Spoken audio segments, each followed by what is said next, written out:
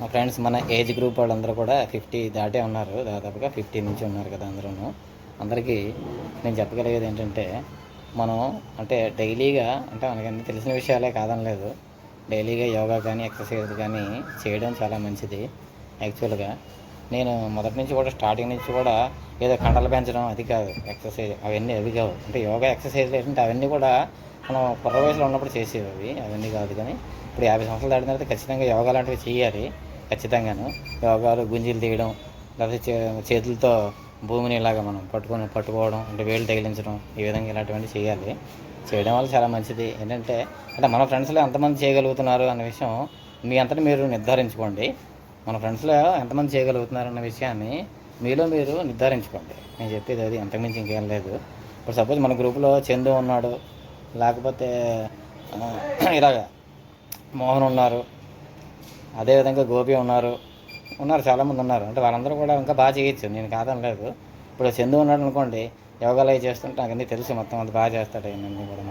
మన చందు వాళ్ళ గురించి కాదు, చేసే వాళ్ళ గురించి కాదు, చేయలేని వాళ్ళ గురించి నేను చెప్తున్నాను. అంటే ఇప్పుడు నేను చూపిస్తాను ఎక్సర్సైజ్ చూడండి. మనకంటే గుంజీలు తీయడమే చిన్నప్పుడు మనకి చేతులు మనం ఏంటి ఇలా పెట్టి తీసేవాళ్ళం కదా, అదే నేను ఇప్పుడు చూపిస్తాను మీకు. అంటే నేను దాదాపుగా 20 నుంచి 25 తీస్తాను ట్రిప్కి. ఈ ప్రకారంగా 2-3 ట్రిప్పులు తీస్తాను రోజుకి. అది కూడా తెల్లవారుజామున తీస్తాను. అది డైలీగా ఎక్సర్సైజ్లు యోగాలు చేయడం చాలా ఇంపార్టెంట్. ఎందుకంటే మన ఏజ్ గ్రూప్ వాళ్ళు ప్రజెంట్ ఇప్పుడు మనకి 50 దాటాయి. అందువల్ల ప్రతి ఒక్కళ్ళు కూడా యోగా చేయడం చాలా మస్ట్ అండ్ షుడ్ అనమాట. దాదాపు చేస్తే చాలా మంచిది. అయితే చూడండి, ఇప్పుడు నేను చేస్తాను, ఏ విధంగా చేస్తానో చూడండి. ఇదిగోండి ఇలా వంగి, ఇదిగోండి చూసారా, నేలకి 2 చేతులు అంటించాను. ఈ విధంగా ఫస్ట్ మీరు చేసి చూడండి.